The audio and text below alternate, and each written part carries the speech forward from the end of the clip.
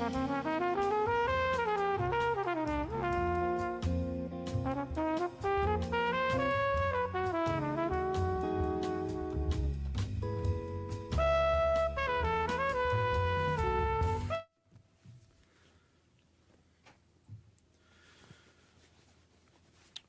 morning, everyone. Thank you so much for joining me here today. To say this pandemic has been challenging would be an understatement. Across Ontario, we've all been hit hard. Every worker, every family, and every employer. But today's crisis is also a catalyst for change. It gives people the chance to train for new jobs that are being created every single day. When you have a trade, you have a job for life. We are moving fast to lift people's incomes, not just to go back to where we were. We are breaking down barriers to ensure more people can get an apprenticeship and into the skilled trades. We need to fill these well-paying and meaningful jobs to boost our economy for years to come, and we know people need the work. Employers, especially small businesses, are critical to the training of the next generation of skilled trades workers. And we have heard from them that they need our support to help their apprentices complete their training journeys. That's why today I'm proud to announce that our government is investing $23 million to provide a new incentive for employers to help them get their apprentices through their training journeys and into well-paying careers. Through the achievement incentive, employers will receive bonuses at key milestones in their apprentices' journeys, like completing their in-class training levels or certificates of qualification. Here's what that means. It means more employers hiring and training apprentices. It means more apprentices getting through the system and becoming certified, and that means more people starting life-changing careers. I'm saying the words life-changing on purpose because that's exactly how Natisha, a licensed iron worker I recently spoke with, described her experience. Natisha was a single mom and on welfare. Through skilled trades training, she got the hand up she needed. Today, I'm proud to say Natisha is earning $44.08 an hour with a pension and benefits. She is so proud and she's able to give back to her community. This is the Ontario dream. This is what can happen when government, industry, labor, and workers all work together. And this is why I'm on a mission to spread opportunity more widely and fairly to every corner across Ontario. Natisha's story is just one example. There are more than 144 different skilled trades to choose from. Automotive technicians, arborists, child and youth workers, hairdressers, chefs, laborers, boilermakers, truckers, cement finishers, electricians, and crane operators, just to name a few. I encourage anyone interested in these exciting and well-paying pathways to visit ontario.ca/trades. I'm also proud that starting in April, we will be investing $10 million more in the Apprenticeship Capital Grant to help trainers upgrade facilities and equipment. This brings our total annual funding for the Apprenticeship Capital Grant to $24 million. With this money, training can be on the same state-of-the-art equipment. Training can be spent on state-of-the-art equipment our future journey persons may find on a job site. This will make our training institutions and the apprentices they train the cream of the crop. They can purchase new virtual reality simulators to teach welding or more heavy equipment to expand training capacity. I know this year hasn't been easy. I know a lot of people who have had to cut back or who have had their jobs disappear. But I want you to know that our government is working on solutions. Today's announcement is a big part of that.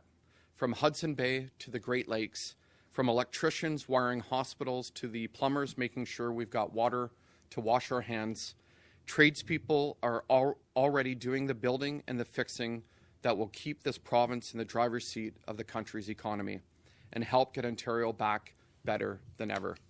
Thank you very much, and happy to take questions if there are any. We'll go to the phones for questions. A reminder to press *1 if you have a question. First question, please. Question comes from Richard Southern with 680 News. Please go ahead.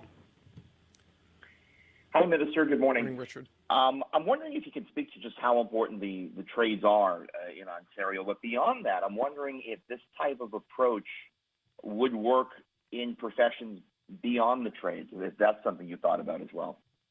Yeah, certainly. My message to young people, to parents, to guidance counselors and other educators, the careers in the skilled trades are life-changing. They're meaningful. They're well-paying. In many cases, it's an opportunity to start your own business and to be your own boss. I reference Natisha today, who I talked to a couple of Sundays ago. I mean, she grew up in a tough neighborhood in Toronto. She had an opportunity to participate in a pre-apprenticeship program that Ontario funded. And just by trying the different trades, she chose to be an iron worker. And a year ago, she became certified and is earning over $44 an hour. These are the life-changing stories that we continue to hear. And that's why, I'm so passionate and Premier Ford's so passionate about getting more young people into the trades. One of the priorities, obviously, for us, Richard, is to help those men and women who have been impacted by the COVID-19 pandemic.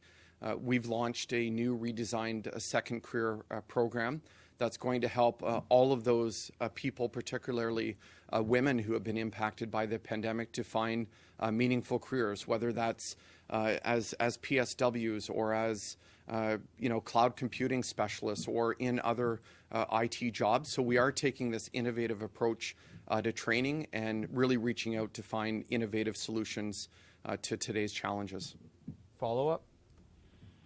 Yeah, Minister, I mean, is the trade sector, is it growing in Ontario? And just secondly to that, just on another matter, with perhaps restrictions starting to lift in Toronto on Monday. We're going to find that out later on, I know. But with that happening, as far as the inspections is concerned, how are the inspections going to take place when there could be a lot more retail open come Monday, Minister?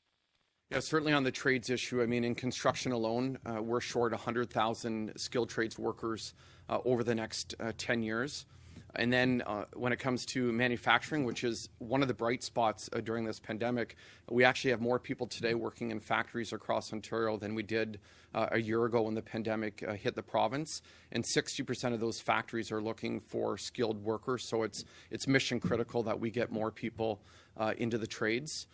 On the health and safety side, which is our top priority to keep workers safe during this pandemic, we're stepping up. We've had discussions with the City of Toronto, with public health units, to ensure that we're providing a customer service approach or health and safety help for those small businesses that are transitioning to reopening.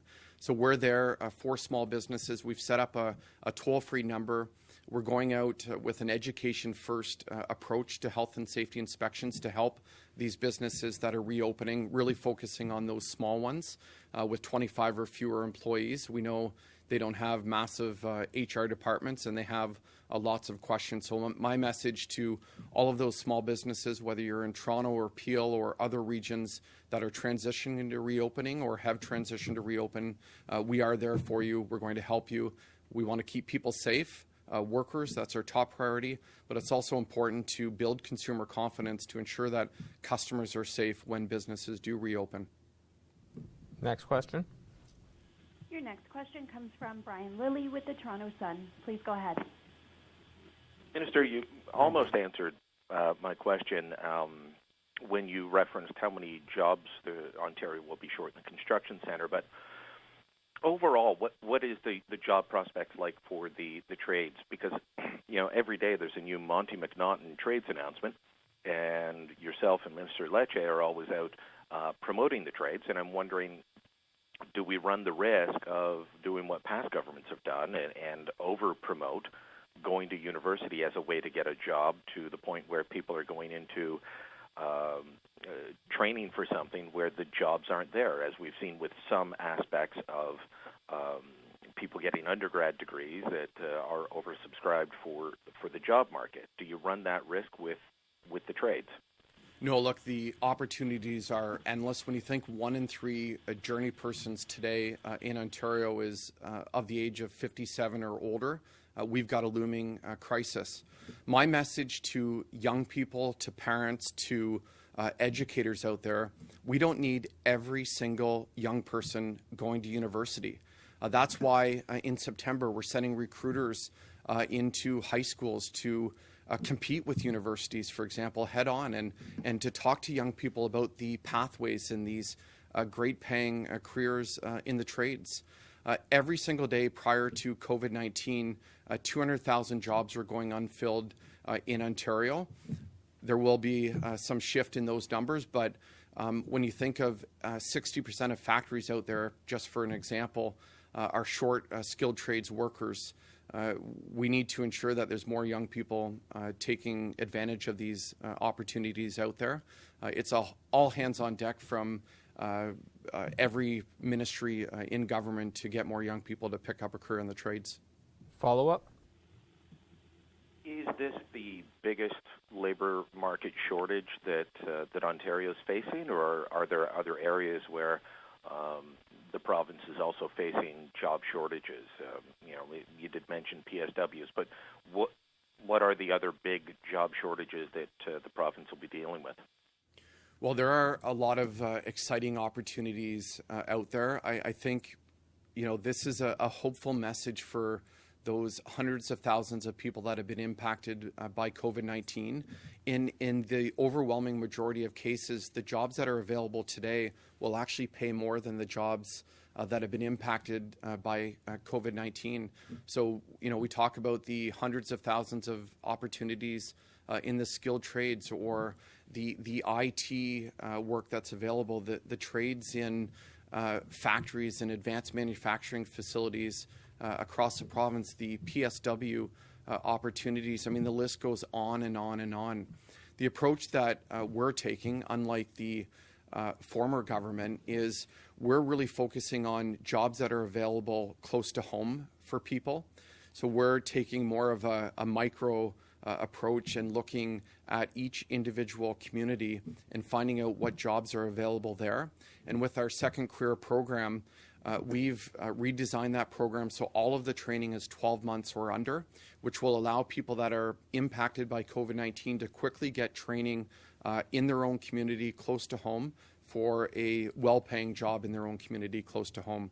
That's the mission we're on, and I want people to know that there is opportunity and hope out there, and we're going to be with you. We've got your backs. We're going to get you back on track and finding a good job.